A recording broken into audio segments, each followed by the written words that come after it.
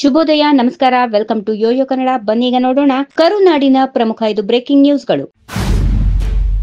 ರಾಜ್ಯ ಸರ್ಕಾರ ಮರು ಜಾತಿ ಗಣತಿ ಸಮೀಕ್ಷೆಗೆ ಮುಂದಾಗಿದ್ದು, ಜಾತಿಗಳ ನಡುವೆ ಕಂದಕ ತಂದು ಬೇಳೆ ಬೇಯಿಸಿಕೊಳ್ಳಲು ಸಿಎಂ ಸಿದ್ದರಾಮಯ್ಯ ಈ ಹುನ್ನಾರ ಮಾಡಿದ್ದಾರೆಂದು ವಿಪಕ್ಷ ನಾಯಕ ಆರ್ ಅಶೋಕ್ ಟೀಕಿಸಿದರು. ಜಾತಿಗಳ ನಡುವೆ ಕಂದಕ ತರಲು ಜಾತಿ ಗಣತಿ ಮಾಡಿಸಿದ್ದಾರೆ. ಈಗ ಹೊಸ ಜಾತಿ ಗಣತಿ ಸಮೀಕ್ಷೆ ಮಾಡಿಸಲು ಮುಂದಾಗಿದ್ದಾರೆ. ಇದರ ಅರ್ಥ ಹಿಂದಿನ ಗಣತಿ ಬೋಗಸ್ ಎಂದರ್ಥವಾಗುತ್ತದೆ. ಈ ಹಿಂದಿನ ಜಾತಿ ಗಣತಿ ಬಿಡುಗಡೆಗೆ 10 ವರ್ಷವಾಗಿದೆ. ಇನ್ನು ಸರ್ಕಾರ ಕಾಟಾಚಾರಕ್ಕೆ ಜಾತಿ ಒಳ ಮೀಸಲು ಸಮೀಕ್ಷೆ ಮಾಡಿದೆ. ಈಗ ಮಾಡಿದ ಒಳ ಮೀಸಲು ಸಮೀಕ್ಷೆ ಕೇವಲ 15 ದಿನಗಳಲ್ಲಿ ಮುಗಿದಿದೆ. ಕೇಂದ್ರ ಸರ್ಕಾರ ನಡೆಸುವ ಸಮೀಕ್ಷೆಗೆ ಎಲ್ಲಾ ಕಡೆ ಮಾನ್ಯತೆ ಇದೆ, ಆದರೆ ರಾಜ್ಯ ಸರ್ಕಾರ ಮಾಡುವ ಸಮೀಕ್ಷೆಗೆ ಬೆಲೆ ಇಲ್ಲ ಎಂದು ವಾಗ್ದಾಳಿ ನಡೆಸಿದರು.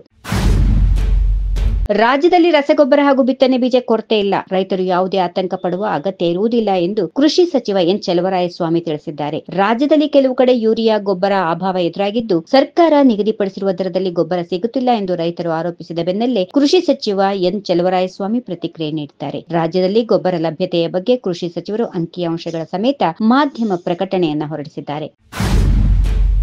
ಸೆಪ್ಟೆಂಬರ್ 22ರಿಂದ ಅಕ್ಟೋಬರ್ 7ರವರೆಗೆ ಸಾಮಾಜಿಕ ಮತ್ತು ಶೈಕ್ಷಣಿಕ ಸಮೀಕ್ಷೆ ನಡೆಸಲು ಮುಂದಾಗಿರುವ ರಾಜ್ಯ ಸರ್ಕಾರದ ಕ್ರಮವನ್ನ ಬಿಜೆಪಿ ರಾಜ್ಯಾಧ್ಯಕ್ಷ ಬಿವೈ ವಿಜೇಂದ್ರ ಟೀಕಿಸಿದ್ದಾರೆ. ಸತತವಾಗಿ 10 ವರ್ಷಗಳ ಕಾಲ ಕಾಂತರಾಜು ಆಯೋಗದ ಜಾತಿ ಸಮೀಕ್ಷೆಯ ವರದಿಯನ್ನ ರಾಜಕೀಯ ದಾಳ ಮಾಡಿಕೊಂಡು ಕರ್ನಾಟಕದ ಜನರ ತೆರಿಗೆಯ 165 ಕೋಟಿ ಹಣವನ್ನ ನಿರರ್ಥಕಗೊಳಿಸಿದ ಸಿದ್ದರಾಮಯ್ಯನವರು ಕೇವಲ 15 ದಿನಗಳಲ್ಲಿ ರಾಜ್ಯದ 7 ಕೋಟಿ ಜನರ ಜಾತಿ ಸಮೀಕ್ಷಾ ಕಾರ್ಯ ಪೂರೈಸುವುದಕ್ಕೆ ನಿರ್ದೇಶನ ನೀಡಿ ಮ್ಯಾಜಿಕ್ ಮಾಡಲು ಹೊರಟಿದ್ದಾರೆ ಎಂದು ವಾಗ್ದಾಳಿ ನಡೆಸಿದ್ದಾರೆ.